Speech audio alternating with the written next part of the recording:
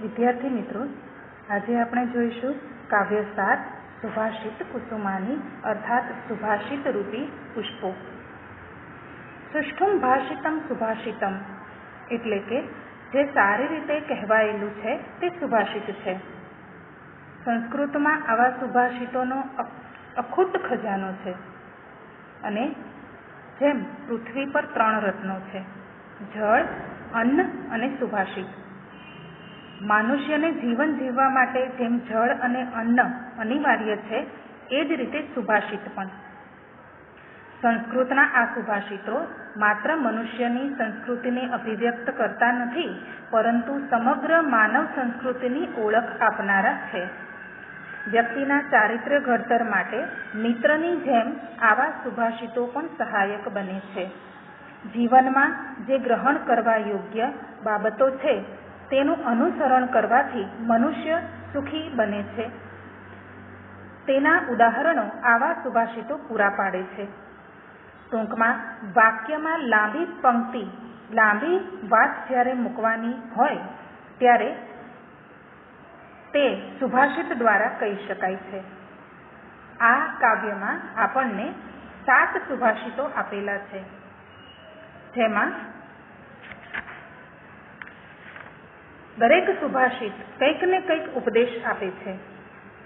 અહીં પહેલો સુભાષિત છે, સદ્ભિસ્તુ લીલયા પ્રોક્તમ શિલાલિખિતમ અક્ષરમ અસદ્ભિઃ શપથેનાપી જલે લિખિતમ અક્ષરમ. આ સુભાષિતમાં સજ્જનોના વચનોનું મૂલ્ય દર્શાવાયું છે કે સજ્જન મનુષ્ય એ પોતાના વચનનું હંમેશા પાલન કરનારો હોય છે. સદ્ભિસ્તુ એટલે સજ્જનો, લીલયા એટલે સરળતાથી, રમતમાં, પ્રોક્તમ એટલે કહેવાયેલું, શિલા લિખિતમ અક્ષરમ શિલા એટલે પથ્થર પર લખાયેલા અક્ષરો જેવું છે. અસદ્ભિઃ એટલે સદ્ભિનો વિરુદ્ધાર્થી શબ્દ છે. અસદ્ભિઃ એટલે દુર્જનો. શપથેનાપી શપથ એટલે કસમ, સોગંદ. અપી એટલે પણ. જલે લિખિતમ અક્ષરમ પાણીમાં લખાયેલા અક્ષરો જેવું છે. આ શ્લોકનું ભાષાંતર જોઈએ તો સદ્ભિસ્તુ લીલયા પ્રોક્તમ સજ્જનો વડે રમતમાં કહેવાયેલું પણ શિલાલિખિતમ અક્ષરમ પથ્થર પર લખાયેલા અક્ષરો જેવું છે. પથ્થર પર લખાયેલા અક્ષરો ક્યારેય ભૂંસી શકાતા નથી. તેમ સજ્જનો પણ માત્ર રમતમાં કે ઉત્સાહથી જે બોલાઈ ગયું હોય તેવા વચનોનું પણ પાલન કરનારા હોય છે. અસદ્ભિઃ શપથેનાપી જલે લિખિતમ અક્ષરમ અસદ્ભિઃ એટલે કે દુર્જનો વડે, શપથેનાપી એટલે સોગંદ લઈને જે બોલાયેલું હોય તે પણ જલે લિખિતમ અક્ષરમ પાણી પર લખેલા અક્ષરો જેવું હોય છે. પાણી પર લખાયેલા અક્ષરો ક્ષણવારમાં નાશ પામે છે, તેમ દુર્જનો કસમથી બોલેલું પણ પાલન કરતા નથી. આમ અહીં સજ્જનોના વચનોનું મૂલ્ય દર્શાવવામાં આવ્યું છે. સુભાષિત 2 સેવિતવ્યો મહાવૃક્ષઃ ફલચ્છાયા સમન્વિતઃ યદિ દૈવાત ફલમ નાસ્તિ છાયા કેન નિવાર્યતે. અહીં વૃક્ષોની ઉપયોગિતા દર્શાવાઈ છે. તો આ વૃક્ષો વિશે આપણે પણ જાણીએ છીએ કે વૃક્ષો એ મનુષ્યના સારા મિત્રો સમાન છે. તો આવા વૃક્ષોનું સેવન હંમેશા કરવું જોઈએ. અને એ વૃક્ષોની ઉપયોગિતા અહીં દર્શાવતા કહ્યું છે કે સેવિતવ્યો મહાવૃક્ષ. સેવિતવ્ય એટલે સેવવા લાયક, સિંચન કરવા લાયક. મહાવૃક્ષ એટલે મહાન એટલે કે મોટા વૃક્ષો. ફલચ્છાયા સમન્વિત કેવા વૃક્ષો હોવા જોઈએ? તો ફળ અને છાયડાના સમન્વયવાળા. યદિ દૈવાત ફલમ નાસ્તિ દૈવાત એટલે નસીબ, ભાગ્ય. જ્યાં ભાગ્ય પ્રમાણે ફલમ નાસ્તિ ફળ નથી. છાયા કેન નિવાર્યતે છાયા એટલે એનો છાંયડો. કેન એટલે કોના વડે. નિવાર્યતે એટલે અટકાવી શકાય છે. હવે આનું ભાષાંતર જોઈએ તો સેવિતવ્યો મહાવૃક્ષઃ ફલચ્છાયા સમન્વિતઃ યદિ દૈવાત ફલમ નાસ્તિ છાયા કેન નિવાર્યતે. ફલછાયા સમન્વિતઃ સેવિતવ્યો મહાવૃક્ષઃ, કે ફળ અને છાંયડાના સમન્વયવાળું મોટું વૃક્ષ સેવવા લાયક હોય છે.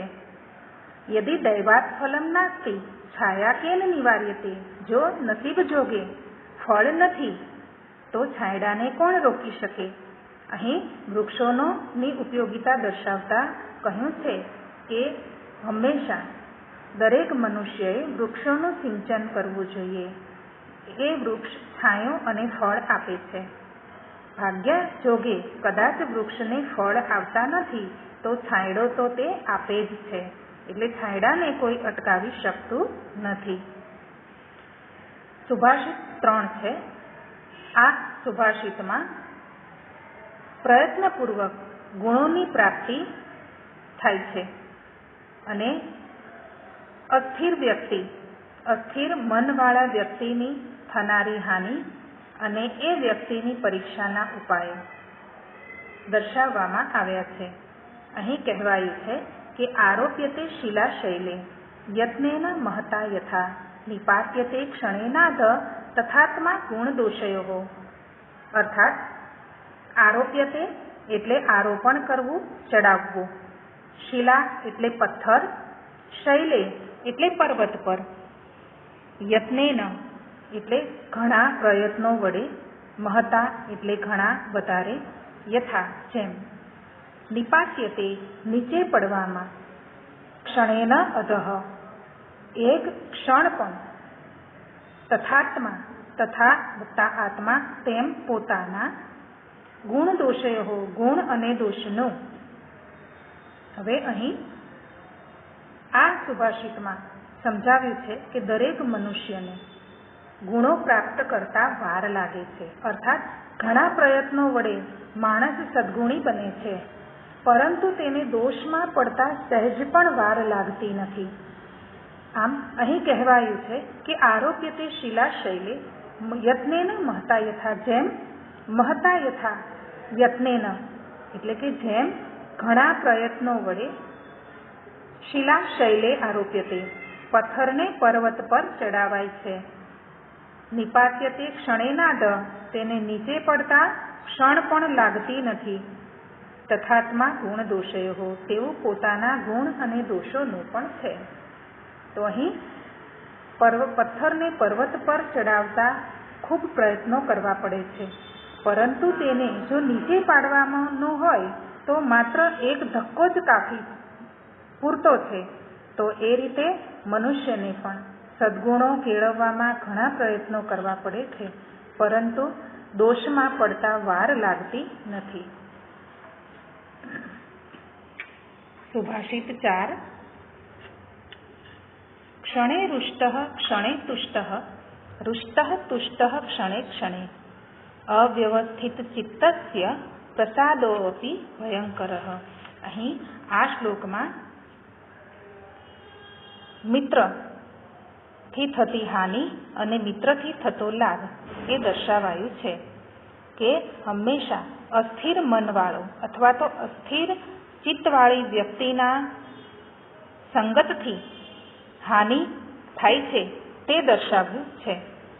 તો એમાં કહેવાયું છે કે ક્ષણે રુષ્ટ એટલે રિસાઈ જનાર, તુષ્ટ એટલે માની જનાર કે સંતોષ પામનાર, અવ્યવસ્થિત ચિત્તસ્ય એટલે અસ્થિર ચિત્તવાળી વ્યક્તિ, પ્રસાદ એટલે કૃપા, ભયંકર એટલે ભયાનક.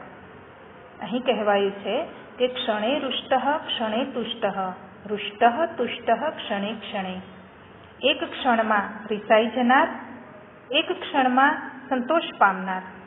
આમ દરેક ક્ષણે રિસાઈ જનાર અને સંતોષ પામનાર એવા અવ્યવસ્થિત ચિત્તસ્ય અસ્થિર ચિત્તવાળી વ્યક્તિની પ્રસાદો અપી ભયંકર કૃપા પણ ભયંકર હોય છે. આમ અહીં કહેવાયું છે કે જે માણસ, તે પછી તે આપણો મિત્ર હોય કે સગો હોય, પરંતુ તો તે જો અસ્થિર ચિત્તવાળો હોય તો તે આપણા પર કોઈ ઉપકાર કરે તો એ પણ આપણા માટે ભયાનક સાબિત થનાર હોય છે. તેથી આવા અસ્થિર ચિત્તવાળા વ્યક્તિની સંગત ક્યારેય પણ મનુષ્યએ કરવી જોઈએ નહીં. ત્યાર પછી સુભાષિત નંબર 5માં આપણને વ્યક્તિની પરીક્ષાના ઉપાયો દર્શાવ્યા છે. તો એ વ્યક્તિની પરીક્ષા 4 ગુણો વડે થાય છે. એનું એક ઉદાહરણ પણ આપણને આપવામાં આવેલું છે સોનાનું. તો અહીં સુભાષિતમાં કહેવાયું છે કે યથા ચતુર્ભિઃ કનકમ પરીક્ષ્યતે નિઘર્ષણ છેદન તાપ તાડનૈઃ તથા ચતુર્ભિઃ પુરુષઃ પરીક્ષ્યતે શ્રુતેન શીલેન ગુણેન કર્મણા. અહીં જેમ કહેવાયું છે કે યથા એટલે કે જેમ, ચતુર્ભિઃ એટલે 4 વડે, કનકમ એટલે સોનું સુવર્ણ, પરીક્ષતે પરખાય છે, નિઘર્ષણ એટલે ઘસવું, છેદન એટલે કાપવું, તાપ એટલે તપાવવું, તાડનૈઃ એટલે ટીપવું, તથા તેમ પુરુષ એટલે મનુષ્ય પણ, શ્રુતેન એટલે કે જ્ઞાન વડે, શીલેન ચારિત્ર્ય વડે, ગુણેન ગુણો વડે, કર્મણા કર્મો વડે.